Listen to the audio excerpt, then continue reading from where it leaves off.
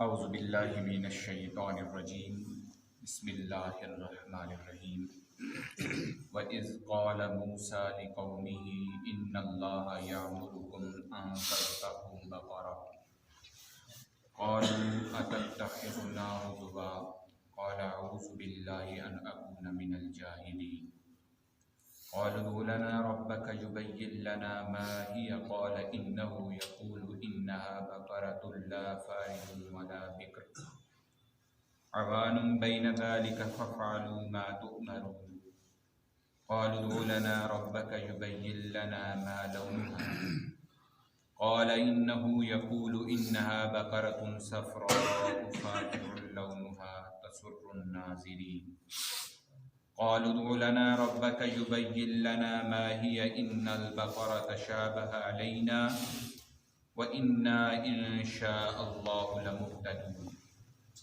क़ाल इन्नहु यक़ूलु इन्नहा बक़रतुन ला ज़लूलुन तुसीरुल अर्द वला तस्क़िल हर्थ मुसल्लमतुन ला शियत फ़ीहा क़ालुल आन जि'त बिल हक़्क़ फ़ज़बहूहा वमा कादू यफ़अलून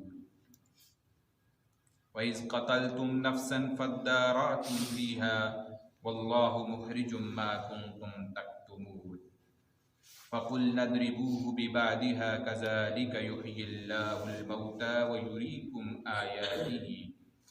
वयुरीकुम आयातिही लअल्लकुम ताक़िलून आमन्तु बिल्लाहि सदक़ल्लाहु मौलानल अज़ीम व सदक़ रसूलुहुन नबियुल करीम व नहनु अला ज़ालिका लमिनश शाहिदीन वश्शाकिरीन वल्हम्दुलिल्लाहि रब्बिल आलमीन बिबरकति इन्नल्लाहा व मलाइकतहु युसल्लूना अलन नबी या अय्युहल्लज़ीना आमनू सल्लु अलैहि व सल्लिमू तस्लीमा अल्लाहुम्मा सल्लि व सल्लिम अला सय्यिदिना व नबिय्यिना व मौलाना मुहम्मदिन व अला आलि सय्यिदिना व नबिय्यिना व मौलाना मुहम्मदिन व बारिक व सल्लिम व सल्लि अलैहि सलातु वस्सलामु अलैका या सय्यदी या रसूलल्लाह व अला आलिका व अस्हाबिका या सय्यदी या हबीबल्लाह अस्सलातु वस्सलामु अलैका या सय्यदी या जद्दल हसन वल हुसैन व अला आलिका व अस्हाबिका या सय्यदी या मौलाना व मौला सक़लैन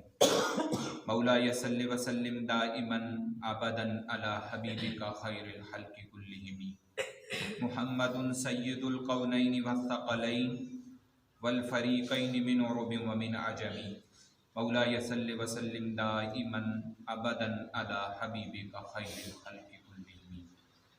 अल्लाह ताला की अनगिन लतादात तारीफ़ व तौसीफ़ नबी मुकर्रम ताइदार दो आलम सल्लल्लाहु अलैहि वालैहि वसल्लम की खिदमत अक़दस व अतर में हदिया दुरूद व सलाम अक़ीदत व मोहब्बत पेश करने के बाद इंतहाई एहतराम के लायक मेरे बुज़ुर्ग आलिम दीन हज़रत अल्लामा मोहम्मद अली कादरी साहिब दामत बरकातुहुल आलिया, इज़्ज़तों के लायक मेरे बुज़ुर्गों, भाइयों, दोस्तों, अस्सलामु अलैकुम व रहमतुल्लाहि व बरकातुहू। अल्लाह ताला का बेहद शुक्र व एहसान है कि उसने एक मर्तबा फिर हम सब को अपने घर में किताब लारैब को समझने के सिलसिला में बैठने की तौफ़ीक़ अता फरमाई। इस दुआ के साथ कि अल्लाह ताला हम सब को कलाम मुक़द्दस से समझ कर अमल की तौफ़ीक़ अता फरमाए। आपके रोज़ाना के दर्स में सूरतुल बक़रा का इख्तिसार के साथ सबक चल रहा है, लेकिन गुज़श्ता माहाना दर्स में मुत्तकीन की सिफ़ात हमने सूरतुल बक़रा से मुलाहज़ा फरमाई थी कि तक़वा वाले कौन से होते हैं और उनकी सिफ़ात कौन सी हैं। ज़ालिकल किताबु ला रैब फ़ीहि हुदल लिल मुत्तक़ीन, ये हदायत है तक़वा वालों के लिए। अल्लज़ीना युमिनूना बिल गैब, वो जो गैब पर ईमान लाते हैं। व युक़ीमूनस्सलाह, और नमाज कायम करते हैं। व मिम्मा रज़क़नाहुम युनफ़िक़ून, जो हमने उन्हें दिया उसमें से खर्च करते हैं। वल्लज़ीना युमिनूना बिमा उन्ज़िला इलैक, और वो जो ईमान लाए जो आपकी तरफ नाज़िल किया गया। वमा उन्ज़िला मिन क़ब्लिक, और जो आपसे पहलों की तरफ नाज़िल किया गया। व बिल आखिरति हुम यूक़िनून, और वो आखिरत पर यकीन रखते हैं। ये सिफ़ात मुत्तकीन के अंदर पाई जानी चाहिए और पाई जाती हैं। उलाइका अला हुदम मिर रब्बिहिम व उलाइका हुमुल मुफ़्लिहून, कि अल्लाह की तरफ से हदायत पर हैं और कामयाबी वाले यही लोग हैं, कामयाब हैं। आज भी इस सूरत के साथ तिलावत करदा आयात का एक नाम के हवाले से गहरा ताल्लुक़ है। ये कुरान मजीद फ़ुरक़ान हमीद की लफ्ज़ों के एतबार से सबसे बड़ी सूरत है सूरतुल बकरा। इसे सूरतुल बकरा इस वजह से कहते हैं, बकरा अरबी में गाय को कहा जाता है और इसमें एक ज़िक्र है गाय का और एक पूरा वाक़या है। आयात ज़्यादा तिलावत करने का मकसद ये है कि ये जो एक उन्वान है जो मुझे इमाम साहब की तरफ के आपसे दिया गया, तो उस उन्वान की तमाम तर आयात यहाँ पर तिलावत कर रहा हूँ और कोशिश करता हूँ कि इनका तर्जुमा भी आपकी समातों की नज़र रहे। इसमें वाक़या ये है कि बनी इसराइल का एक मालदार शख्स है, उसके पास बड़ा माल और दौलत है और उसे उसके किसी अजीज़ ने कत्ल कर दिया। कत्ल किस लिए किया कि वो उससे दो तरह का माल हासिल कर लेगा। एक वो उसका जो करीबी होने के सबब से उसका माल मिल जाएगा उसे, और दूसरा उसका जो बुरा इरादा ये था कि उसने कत्ल करने के बाद उसको किसी दूसरी बस्ती में दूसरे लोगों पर डाल दिया कि वहाँ से खून बहा ले लूँगा और उस सूरत में भी मुझे माल मिल जाएगा। अब हुआ ये कि जब कत्ल किया गया और फिर उसके बाद यही मकतूल और इसके इर्द गिर्द के लोग मुद्दई बन गए, दावा करने लग गए और वावेला करने लग गए और चल पड़े हजरत सैयदना मूसा अलैहिस्सलाम की बारगाह में। हजरत सैयदना मूसा अलैहिस्सलाम के पास पहुंचे तो आपने फिर अपनी कौम के उन लोगों से कुछ इरशाद फरमाया।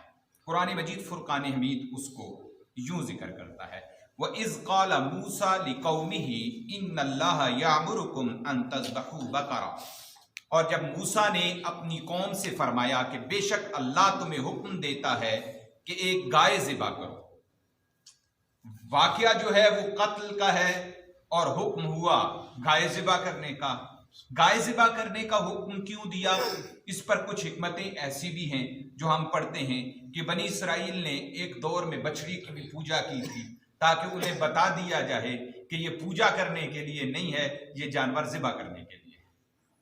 और इसी तरह अगर हम कुरान मजीद को ही पढ़ते हैं तो हजरत सैयदना इब्राहीम अलैहिस्सलाम के पास जब लोग आए, वो फरिश्ते आए, तो आपने जिस वक्त उनकी मेहमान नवाजी की तो आपने भी वहां पर एक पूरा बछड़ा ज़िबा करके उनकी मेहमान नवाजी की। तो ये एक बड़ी तारीख हमें बताती है, ये हलाल जानवर है, ये पूजा पाठ के लिए नहीं है बल्कि ज़िबा करके खाने के लिए। कुरान मजीद फ़ुरक़ान हमीद में यहाँ पर हज़रत मूसा अलैहिस्सलाम का फिर इन सवालात में, आज क्योंकि नशिस्त 11वीं शरीफ की है तो मेरे ख्याल में अल्लाह के वलियों के दर से जो सबक मिलता है वो साथ साथ हमें कुरान मजीद फ़ुरक़ान हमीद से भी अखज़ करते रहना चाहिए। ये सबक मिला कि अल्लाह की तरफ से हज़रत मूसा अलैहिस्सलाम ने ये कह दिया था कि तुम गाय को ज़िबा करो। अब होना क्या चाहिए था? सवाल ये है कि यहाँ पर अदब का तकाजा ये था, बड़े हैं और अल्लाह के कुर्ब याफ्ता हैं, अल्लाह के नबी हैं, हुक्म हुआ है बगैर चूहों चरा के ये मामला कर दिया जाए। हुक्म हुआ गाय को ज़िबा करो, गाय ज़िबा कर देते। रसूलुल्लाह सल्लल्लाहु अलैहि वसल्लम की हदीस मुक़द्दसा का भी मफ़हूम यह है कि बनी इसराइल कोई भी गाय ज़िबा कर देते, उनका मसला हल हो जाना। और बसा औकात गैर ज़रूरी इंसान की हबास उसे अहकाम व मसाइल की दुनिया की मुशक्क़त में मुब्तला कर देती है। और अदब का तकाजा ये था कि नबी ने कह दिया, जो कह दिया वो मान लिया जाए। अब हुआ ये कि क़ालू अतत्तख़िज़ुना हुज़ुवा, और क्या कहने लगे कि क्या हम आपसे मजाक कर रहे हैं।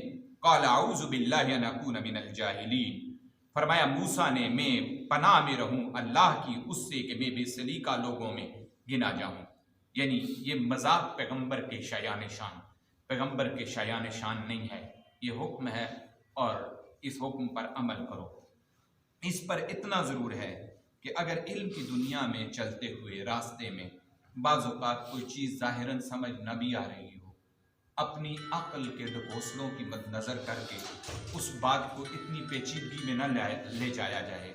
खुसूसन जो असर हाज़र में है, युमिनून बिल गैब का हमने तसव्वुर भी पढ़ा है, वो भी एक खूबसूरत बहस है इसमें कि वो बात समझ नहीं भी आती, जब वो कुरान में आ गई, जब वो रसूल रहमत के फरमान में आ गई, तो फौरन से उस पर अमल कर देने में कामयाबी है, चे जाए कि उस पर एतराज किया जाए।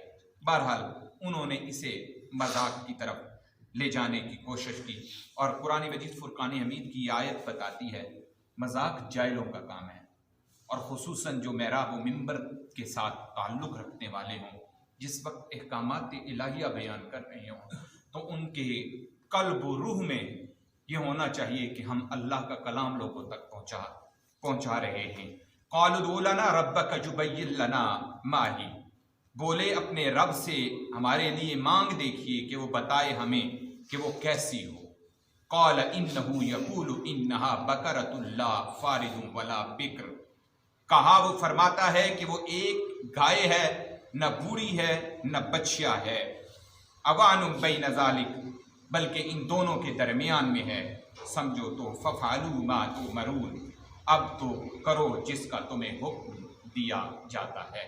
पहले हुक्म ये था गाय ज़िबा करो, सवाल हुआ, और अब उसी सवाल उसी पर शर्त लग गई कि पहले तो गाय ज़िबा करने का हुक्म था, अब आपने सवाल किया वो कैसी हो, तो फिर सुन लो, ना वो बूढ़ी हो ना वो बच्चिया हो, बल्कि दरमियानी उम्र की हो। अब इसके बाद फिर एक और सवाल दे मारा बनी इसराइल ने, क्या कहा?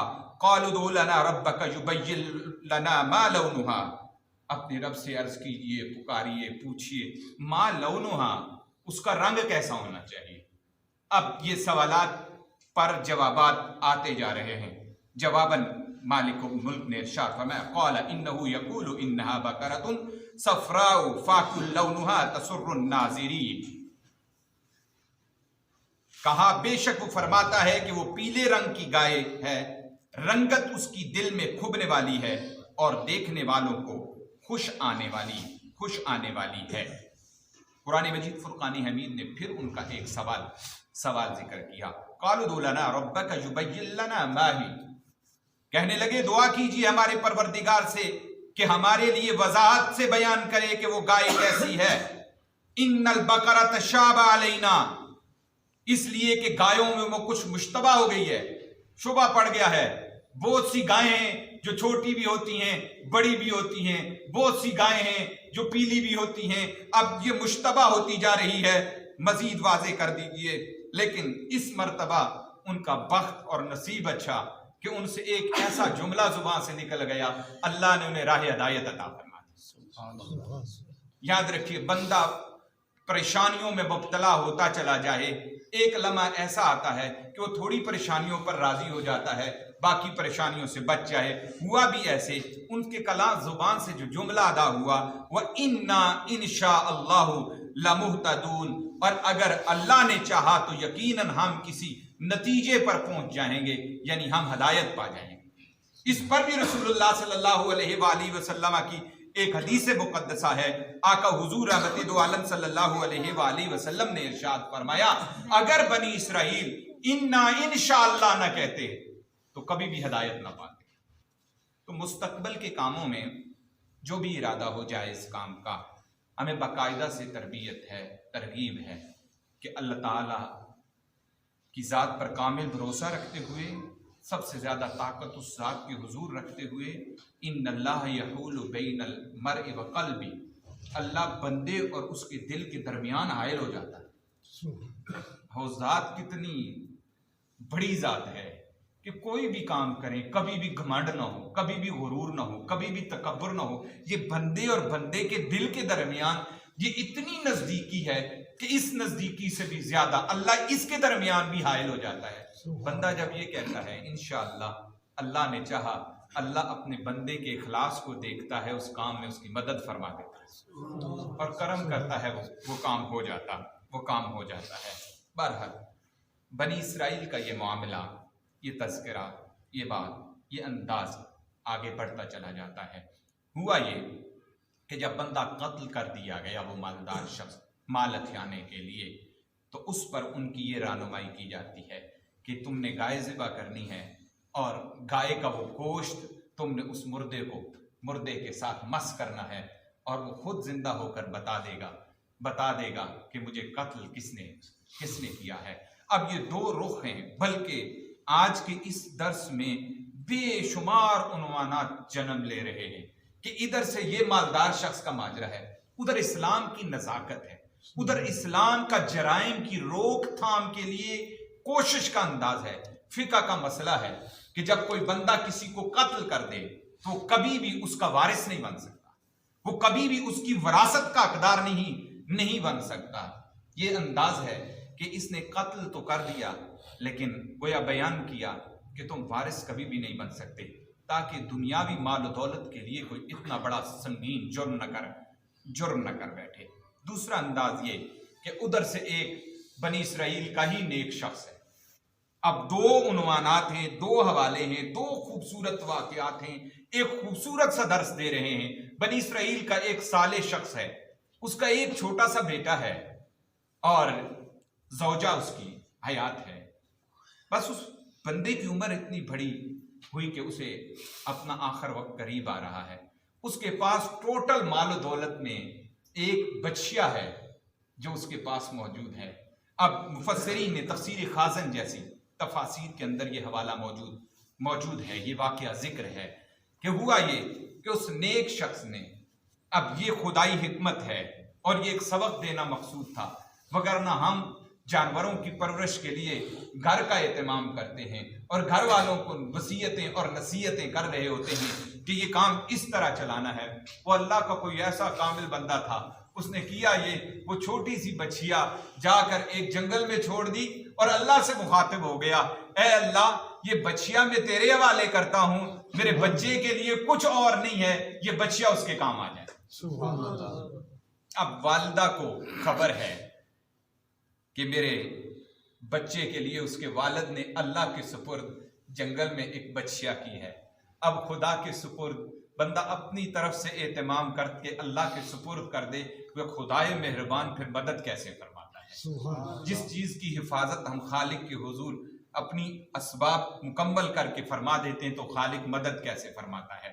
अब हुआ ये कि इधर से ये बच्चा जवानी की दहलीज पर कदम रखता है, वालिद उसका दुनिया से रुखसत हो चुका है, माली हालात इंतहाई कमजोर हैं।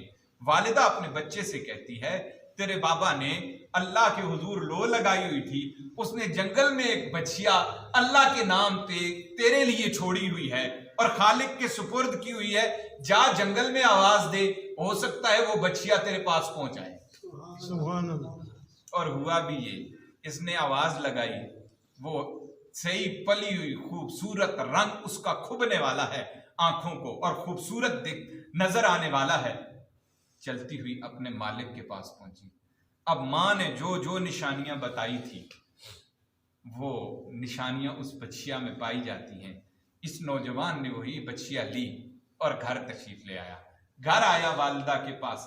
अब इसमें एक और उन्वान जन्म ले गया कि घर में बुजुर्गों की कदर व कीमत और उनका अदब व एहतराम। वैसे तो रसूलुल्लाह सल्लल्लाहु अलैहि वसल्लम की हदीस मुक़द्दसा है, अल बरकतु महा अकाबिरिकुम, बरकत तुम्हारे बुजुर्गों के साथ है। ये याद रखिए कि बुजुर्गों का अदब एहतराम इस्लामी मुआशरे में सबसे ज्यादा पाया जाता है और सबसे ज्यादा होना भी चाहिए। रसूलुल्लाह सल्लल्लाहु अलैहि वसल्लम ने एक मौका पर फरमाया, लैसा मिन्ना मन लम यरहम सगीरना वलम युक्किर कबीरना, वो हम में से नहीं है जो हमारे बड़ों का एहतराम न करे और हमारे छोटों पर शफकत न करे। ये बड़ा सख्त जुमला है, वो हम में से नहीं है। रसूलुल्लाह सल्लल्लाहु अलैहि वसल्लम उन्वान से कहीं मिलती भी है, वो हम में से नहीं है, लेकिन उन्वान से बाहर की भी बात है बड़ी इस्लाह की बात है। हुजूर एक बाजार में तशरीफ ले गए, वहां पर गल्ला मौजूद है, एक शख्स गल्ले का ढेर लगाए हुए गल्ला बेचने वाला है। रसूलुल्लाह सल्लल्लाहु अलैहि वसल्लम रुके, उसकी तरफ मुतवज्जे हुए। आका हुजूर ने गल्ले में हाथ मारा। रसूलुल्लाह सल्लल्लाहु अलैहि वसल्लम ने गल्ले में हाथ जिस वक्त डाला तो ऊपर इंतहाई खुश्क और खूबसूरत गल्ला था, अच्छा उम्दा गल्ला था, नीचे गीला गल्ला था, ये गंदम और जौ थे। रसूलुल्लाह सल्लल्लाहु अलैहि वसल्लम मुखातब हुए और आका हुजूर ने पूछा, ये क्या है? उसने कहा, हुजूर बारिश हो गई है। फरमाया, ये कौन सी बारिश है जो गल्ले के ऊपर नहीं हुई और उसकी तहों में हो गई? आका हुजूर जलाल में आए, आप सल्लल्लाहु अलैहि वसल्लम ने फरमाया, मन गश्शा फलैसा मिन्ना, जिसने धोखा दिया, जिसने मिलावट की, वो हम में से नहीं है। क्या कहीं हमारे कुर्बो जवार में ऐसे नहीं होता कि हम उस गरीब मजदूर को गरीब समझते हैं? तरबियत की ज़रूरत है। अच्छा माल सामने लगाकर नाकस माल इस धोखे में देने से रसूलुल्लाह ने बल्कि एक और मौका पर इरशाद में कसमें खाकर माल बेचने वाले को, हदीस का मफहूम है, फरमाया रुपए तो मिल जाते हैं लेकिन बरकत नहीं मिलती। ज़रूरत इस बात की है कि बरकत के मुतलाशी हैं। ज़रूरत इस बात की है, ये जो जुमले हैं, ये सख्त जुमले हैं, वो हम में से नहीं है। अगर वो सरकार के साया शफकत में नहीं है तो वो बंदा जितना बड़े अमलदार होगा उसे कोई फायदा नहीं। और अगर सरकार कह दे वो हम में से है, अगर सरकार कह दे ये मेरा है, तो यकीन जानिए उसके पास कुछ भी ना हो तो सब कुछ उसी के पास है। असल ये रूह जमीन पर बहारें इस बात की है कि जिंदगी में कुछ काम ऐसे होने चाहिए। आम बुजुर्गों के अदब एहतराम की मैंने बात की है। जो घर में हो वो बुजुर्ग जो वालिदैन के रुतबे पर हों। हमें अक्सर कहा जाता है जी ये वालिदा की तो बड़ी शान बयान करते हैं, क्या वालिद की कोई शान नहीं है? हालांकि अल्लाह ने जहां पर हुक्म दिया वह बिल वालिदैन इहसाना, अपने वालिदैन के साथ हुस्ने सुलूक कीजिए। जब तक इस सफ में वालिद ना आए तो वालिदैन का मफहूम ही नहीं पूरा होता। क्या ये काफी नहीं है कि अल्लाह ने हुस्ने सुलूक का हुक्म दिया? अल्लाह ने सूरह बनी इसराइल में कहा ये दोनों या दोनों में से कोई एक बुढ़ापे को पहुंच जाए, अपने बाजू नरमी के साथ झुकाए रखो, उनसे कलाम करो तो इंतहाई नरम अंदाज से करो, कभी भी उन्हें झिड़कना नहीं। और हाँ, दुआ करने का तरीका बता दिया, रब के हुजूर दुआ करना, रब्बिरहमहुमा कमा रब्बयानी सगीरा, अल्लाह उन पर रहम फरमा। यही बनी इसराइली रवायात में से एक रवायत ऐसी मिलती है कि हज़रत सैयदना मूसा अलैहिस्सलाम ने अल्लाह ताला से फरमाया, अर्ज की, ऐ अल्लाह मेरा जन्नत में साथी कौन होगा? क्योंकि वो जो नौजवान है वो बच्चियां लेके घर आया अपनी वालिदा के पास, उसकी वालिदा ने कुछ उसको नसीहतें की, मैं उस तरफ बाद में आता हूँ, ये हवाला पूरा कर लूँ। कि हज़रत सैयदना मूसा अलैहिस्सलाम के पास एक शख्स हाजिर हुआ, बल्कि हज़रत मूसा अलैहिस्सलाम ने अल्लाह के हुजूर दुआ की, अल्लाह जन्नत में मेरा साथी कौन है? सर नबी है, नबी का जन्नत में साथी कोई छोटा बंदा तो नहीं होगा। अल्लाह ताला ने फरमाया, मूसा फलां इलाके का कसाब है, वो जन्नत में तेरा साथी, गोश्त बेचने वाला है, जन्नत में तेरा साथी है। हजरत मूसा अलैहिस्सलाम इस इश्तियाक तलब में उसके पास चले गए कि उसकी जिंदगी में देखूं तो सही कि उसकी जिंदगी में है क्या, अमल कौन सा है कि अल्लाह ने उसे नबी की मैयत जन्नत में अता फरमा दी। हजरत मूसा अलैहिस्सलाम गए, उसकी तिजारत वाली जगह पर लोगों से पैसे लेता है और गोश्त काट काट के देता है। आपने देखा, फरमाया कोई ऐसा मार्का या कोई ऐसी बात सामने नहीं आई। आपने उससे कहा मैं आपका मेहमान बनना चाहता हूं। बड़ी खुशदिली से उसने आपकी ये बात को कबूल किया, पैगाम भेजा घर। लेकिन फरमाते हैं कि जब मैं उसके घर गया तो शख्स दरवाजे के अंदर दाखिल हुआ और फौरन तड़प के एक बुढ़िया के पास पहुंचा, उसके हाथ धुलाए, उसका मुंह धुलाया और खाने के लिए उसे शोरबे में मल के नरम करके उसको रोटी दी, इसी तरह उसको पानी पिलाता। वो बुढ़िया बोल नहीं सकती थी ऊंचे लफ्जों से, वो इशारों से रोकती, रुक जाता, खिलाता चला जाता। जब सैर हुई तो उसके बाद बुढ़िया के लब हिले तो हज़रत सैयदना मूसा अलैहिस्सलाम फरमाते हैं, ऐ शख्स तुझे बिशारत हो, तुझे खुशखबरी हो, ये जो बुढ़िया है ये कौन है? कहा ये मेरी माँ है।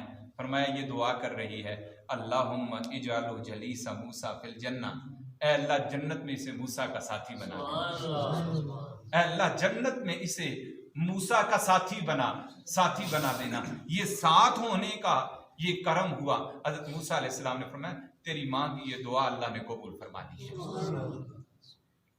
माँ की दुआ अल्लाह ने कबूल फरमा ली है।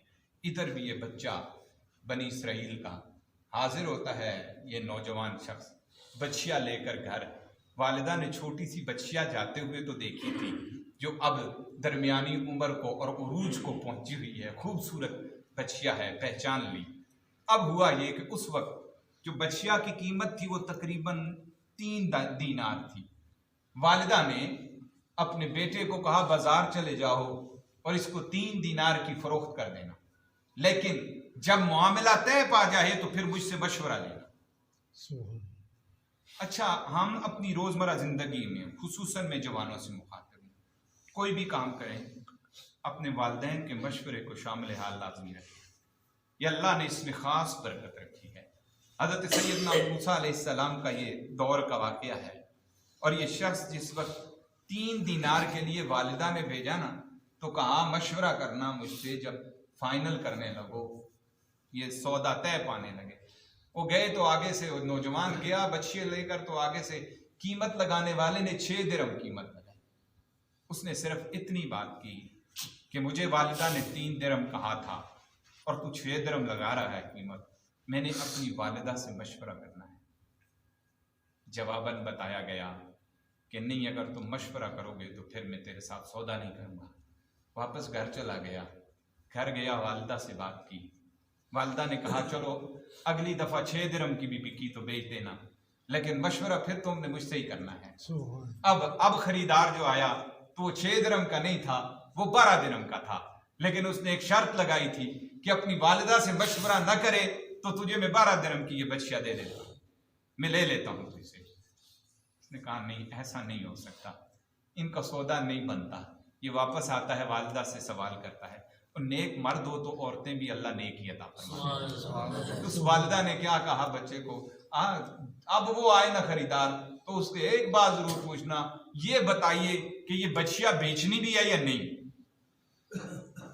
कीमत की बात की है, बस इतना पूछ ले। अल्लाह कुछ और चाहता है, तू सिर्फ इतना पूछ ले कि ये बेचनी है या नहीं। अब खरीदार सामने आया तो उस बच्चे ने यही सवाल किया, ये बता दे बाबा जी, ये बेचनी है या नहीं। कीमत का माजरा छोड़िए, उन्होंने भी फिर जवाब दे दिया, और वो फरिश्ता था तो बशरी सूरत में आया था। उसने कहा अभी नहीं बेचनी, वक्त आएगा फिर मुंह मांगी तू पाएगा और तुझे दे दी जाएगी। और हुआ भी ये कि ये वापस घर आया। ये बनी इसराइल अब अपने सवालात की चक्की में पिसे हुए, अपनी शर्तों में बांधे हुए अब आए ढूंढते ढूंढते। जितनी निशानियां अल्लाह की तरफ से बना दी गई थी, बता दी गई थी, और हजरत मूसा अलैहिस्सलाम खुद भी मौजूद थे, वो तने तनार हुए जमीन पर। एक ही जानवर है जिसमें पाई जाती है, और वो इस यतीम की बच्चियां है। और कीमत के मुतल्लक बहरहाल वो किताबों में लिखा है कि इसकी चमड़ी में तुमने सोना भर के देना है, और हजरत मूसा अलैहिस्सलाम की जमानत पर वो जानवर उनके हवाले कर दिया जाता है। और फिर उसके बाद वो सिलसिला और वो हकीकत आश्कारा हो गई। अल्लाह ताला ने फरमाया व इज़ क़तलतुम नफ्सन फ़द्दारअतुम फ़ीहा, और याद में लाओ उस वाक़या को जब तुम कत्ल कर बैठे एक जान को, सो इल्ज़ाम धरने लग गए एक दूसरे पर। वल्लाहु मुख़रिजुम मा कुन्तुम तक्तुमून, और अल्लाह ताला जाहिर कर देने वाला था उसे जिसे तुम छुपाना चाहते थे। ये जो हमारे बुजुर्ग कहते हैं ना, ये ठीक कहते हैं कि ये कत्ल है ना, ये छुपाए भी नहीं छुपता। ये कोई ना कोई ऐसे सिलसिले हैं जो जाहिर कर देते हैं। रसूल रहमत ताजदार दो आलम सल्लल्लाहु अलैहि वसल्लम ने इस पर सख्त वईद सुनाई। एक बंदे के काम आना, एक बंदे की जान बचाना, वो या पूरी इंसानियत की जान बचाना है। और इस मकाम पर वाक़या बनी इसराइल का हमें ये रग़बत दिलाता है कि हम अल्लाह के अहकामात के आगे सरे तस्लीम खम कर दें। कहीं कोई माजरा समझ ना आए तो अल्लाह के हुजूर जबीन नियाज झुकाकर सवाल करें, अल्लाह तू हमें समझ अता फरमा दे।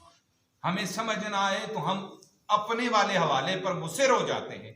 हालांकि होना ये चाहिए 2 नफल पढ़ के सो जाएं, ऐ अल्लाह करम फरमा दे, रहनुमाई कर दे, ये मामला हमें समझ नहीं आ रहा। उसकी वजह यह है कि दीन की समझ अल्लाह उसे अता फरमाता है जिसके साथ भलाई का इरादा फरमाता है। आप लोग यहाँ पर तशरीफ फरमा हुए, रसूल रहमत ताजदार दो आलम सल्लल्लाहु अलैहि वसल्लम मस्जिद नबवी में जलवागर होते हैं। 2 हलके हैं, एक में जिक्र हो रहा है, दूसरे में वाज़ नसीहत की बात हो रही है।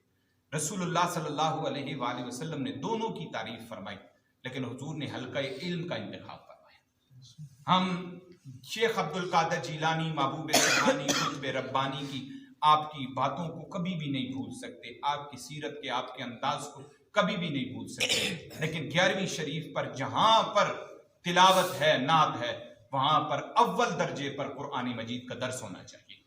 और ये कुरानी आयात हैं जो हमारे लिए पैगाम हैं। तो बहरहाल ये हुक्म हुआ कि तुम कत्ल कर बैठे, इल्ज़ाम एक दूसरे पर धर रहे थे। अच्छा, इल्ज़ामात की दुनिया में इज्तिनाब की अशद ज़रूरत है। गवाह हों और ज़ाहिरन कोई बुराई देखी तो फिर उसका देना लाजिम है और फ़र्ज है कि कोई भी बुरा काम हमने देखा। लेकिन शुकूक व शुबात की दुनिया में ये जो ख्यालात, बुरे ख्यालात की कसरत है, ये इंसान की रूहानी जिंदगी को उजाड़ के रखते। रसूलुल्लाह सल्लल्लाहु अलैहि वसल्लम की एक हदीस मुकद्दसा का मफहूम है, इमामुल अंबिया ने इरशाद फरमाया, हुस्नु ज़न्नि मिन खैरिल इबादत। हुस्ने ज़न्न एक बेहतरीन इबादत है। हमने किसी की थोड़ी सी माली वुसअत देखी, फौरन से दिल दिमाग में ये ढूंढते फिरते हैं ये हराम का कमाया हुआ है। अल्लाह के बंदो, तुम्हारे पास क्या गवाहियां हैं? अगर कल इस जुमले की वजह से हमारी कब्र में पकड़ हो गई, हमारा क्या बचेगा? इससे बेहतर यह है कि दूसरों से मुतल्लक हुस्न ज़न और अच्छा ख्याल रखा जाए और आजिज़ी और इनकिसारी के रास्ते को अख्तियार किया जाए। इस वाक़या में जहाँ पर बहुत से सबक हैं, वहाँ पर सबक ये है कि वालिदैन का अदब एहतराम करना। इस वाक़या में जहाँ पर बहुत से सबक हैं, वहाँ पर यह सबक है कि इज़्ज़त और कामयाबी उसे मिलती है जो इंशाअल्लाह अपने आमाल में शामिल रखता है। इस सब वाक़या में जहाँ पर और बहुत से सबक हैं, एक सबक ये भी है, जो मसला पूछो तो उसको रानुमाई के अंदाज में पूछो, तनकीद बराए तनकीद के अंदाज में न पूछो, उलझने के अंदाज में न पूछो। और एक और बात है, आम बंदा जब किसी भी मजहबी बंदे से सवाल पूछता है तो जब वो बता देता है दलाइल की रोशनी में, फिर आम बंदे को परेशान होने की जरूरत नहीं है। फिर जो पकड़ा जाएगा वो बताने वाला पकड़ा जाएगा कि उसके पास दलील का क्या अंदाज था। बहरहाल इस गाय का ज़िबा होना और हुक्म हुआ, फ़कुल नद्रिबूहु बिबादिहा कज़ालिका युह्यिल्लाहुल मौता। बस हुक्म दिया हमने कि मारो उस गाय का एक टुकड़ा, यूं ही अल्लाह मुर्दों को जिंदगी बख्श देगा। ये एक पूरा जो पहले हमने मुत्तकीन की निशानियों में आखिरी निशानी पढ़ी, व बिल्लाखिरति हुम यूकिनून, आखिरत पर ईमान रखते हैं, यकीन रखते हैं। वो यकीन क्या था आखिरत पर? आखिरत पर यकीन ये है कि हमने मरने के बाद फिर जिंदा होना है और खुसूसन क़यामत के दिन सबको जिंदा कर दिया जाएगा। ये शख्स है, ये मकतूल मारा गया, माल की हवस में मारा गया, लालच में मारा गया, मर गया, लेकिन अल्लाह ने भी जिंदा किया। तो कैसे किया कि एक जानवर है, गाय है, उसका तुम टुकड़ा गोश्त लगा दो तो जिंदा हो जाएगा। अब लगा के देखो, नहीं, अब हुक्म नहीं है रब की तरफ से इस तरह, लेकिन रब्बानी हुक्म हो तो गाय का गोश्त का टुकड़ा लगाने से बंदा जिंदा हो जाता है। और मुफस्सिरीन लिखा कि उसका जो गला है वो उबलने लग गया, वहां से खून निकलने लग गया। अल्लाह चाहे तो इस तरह जिंदगी अता फरमा सकता है। वयुरीकुम आयातिही लअल्लकुम ताक़िलून, वो तुम्हें अपनी निशानियां दिखाता रहता है ताकि तुम अकल से काम लिया करो। जिंदगी से के बाद है क्या? कुरान मजीद फुरकान हमीद में फरमाया, इन्ना नहनु नुह्यिल मौता, हम मुर्दों को जिंदा करते हैं। मौत के बाद हयात है। मौत को एक जायका करार दिया गया है। ये मौत की कैफियत है, ये अल्लाह तारी फरमा देता है। हाँ, मैंने पहले भी कहा कि इल्मी दुनिया में बंदा मुश्किल में मुब्तला हो जाए तो अल्लाह से इस्तिआनत तलब करे, अल्लाह से मदद तलब करे। अब एक मुहद्दिस है, वो हदीसें पढ़ते हैं इसी तरह मरने से मुतल्लिक़। हदीस क्या पढ़ी? एक हदीस में ऐसा हवाला है कि मुर्दे को इस तरह उसकी रूह कब्ज़ होती है तो ऐसे उसे तकलीफ होती है जैसे जिंदा बकरी की खाल उधेड़ी जाती है, ऐसे उसे अजियत होती है जैसे मलमल का नरम दुपट्टा जो है वो झाड़ियों पर लगाकर खींचा जाए तो वो तार तार हो जाता है। और कहीं ऐसी रवायतें भी मिलती हैं कि जिस तरह आटे में से बाल निकाला जाता है, यही वजह है कि मौत जो है उसकी कैफियत जो हैं, उसका जो निकलने का जो रूह का जो अंदाज जो है, यार बंदे के अपने अकायद और आमाल के मुताबिक होगा। जितने आमाल अच्छे होते हैं, अकायद अच्छे होते हैं, आमाल और अकायद अच्छे हों तो अंदाज ये भी होता है क्या, या अय्यतुन नफ्सुल मुतमइन्ना अर्जिई इला रब्बिकी रादियतम मर्दिया। ये बंदे के जिस्म से रूह ऐसे निकलती है गोया रब्बानी पैगाम आ गया, ए मुतमईन नफ्स लौट जा अपने रब की तरफ।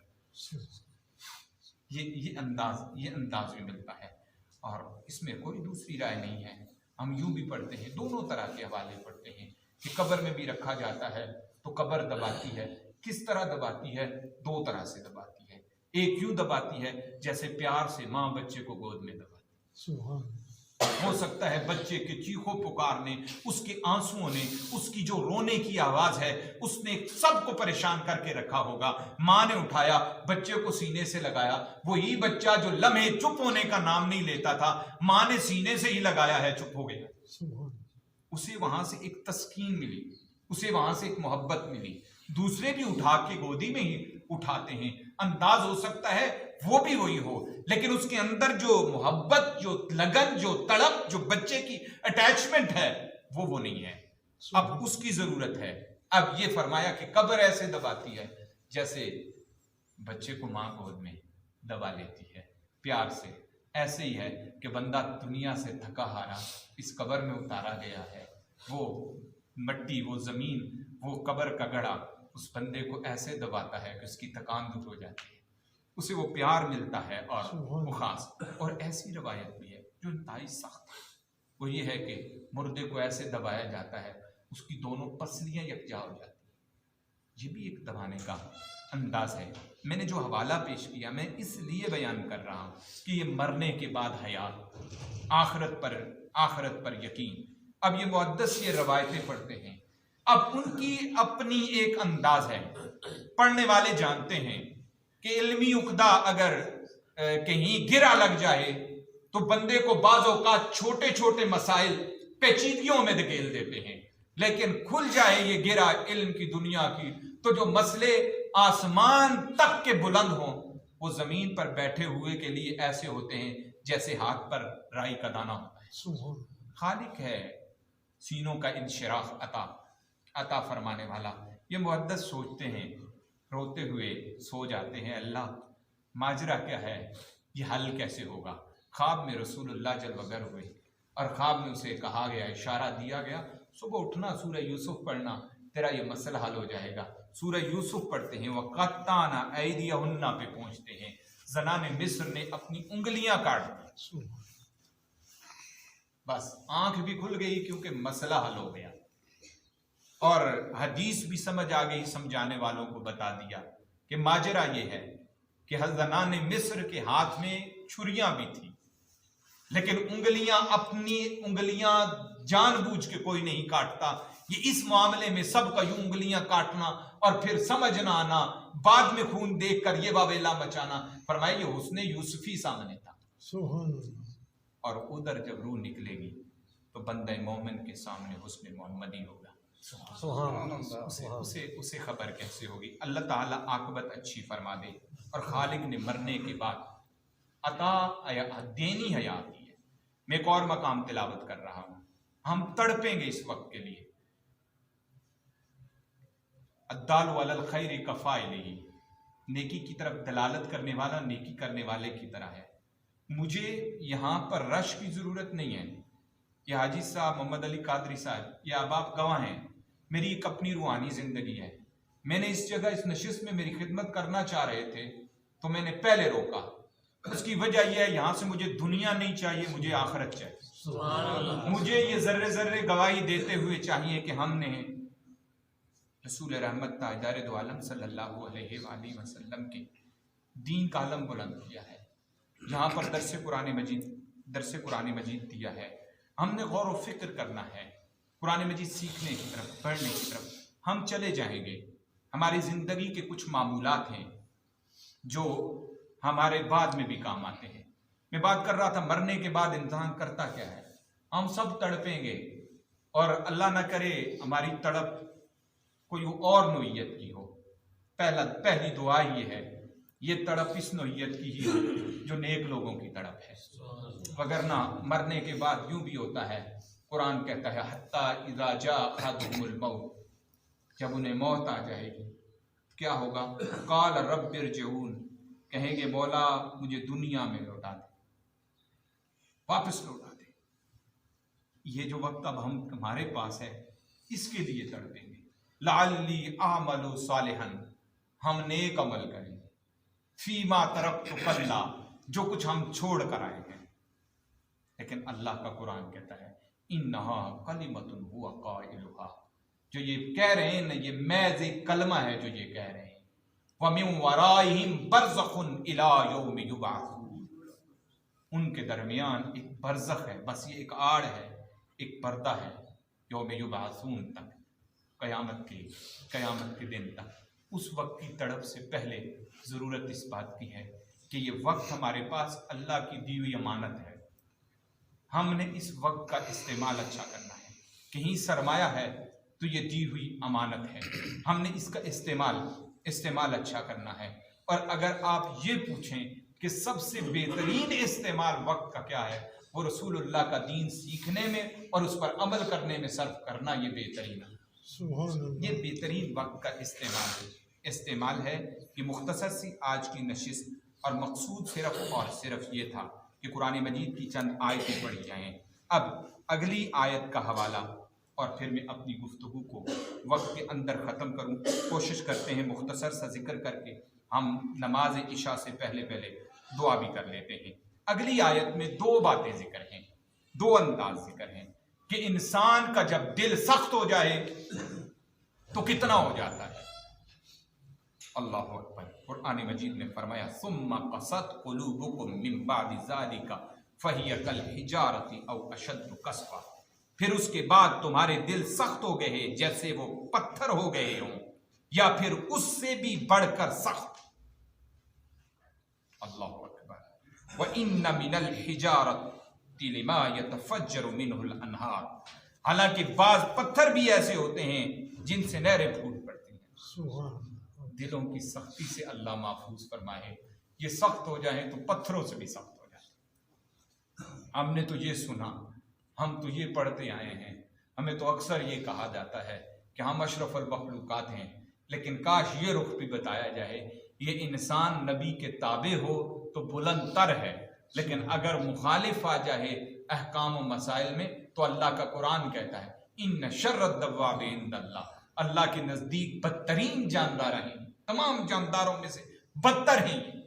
उलाइका कल अनआम बल हुम अदल, ये चौपायों की मानंद है, बल्कि उससे भी गए गुजरे हैं। इंसान फरिश्तों से भी बुलंद हो जाता है जब वो नबी की गुलामी में आ जाए, जब वो तालीमात रसूल अरबी में आ जाए, जब उसके दिल में नरमी आ जाए, और जब सख्ती आ जाए तो फिर इसके बरअक्स मामला होता है। व इन्न मिनल हिजारति लमा यतफज्जरु मिनहुल अनहार, बाज पत्थर भी ऐसे होते हैं कि जिनसे नहरें फूट पड़ती हैं। व इन्न मिनहा लमा यशक्ककु फयखरुजु मिनहुल मा, और कई ऐसे भी होते हैं जो फटें तो उनसे पानी निकले, यानी उन पत्थरों से। व इन्न मिनहा लमा यहबितु मिन खश्यतिल्लाह, और बाज ऐसे भी हैं जो खौफ इलाही से गिर पड़ते हैं। वमल्लाहु बिगाफिलिन अम्मा तामलून, और अल्लाह ताला तुम्हारे आमाल से बेखबर नहीं रहता। जो कुछ हम आमाल करते हैं अल्लाह ताला उनकी खबर रखता है। हमने गौर व फिक्र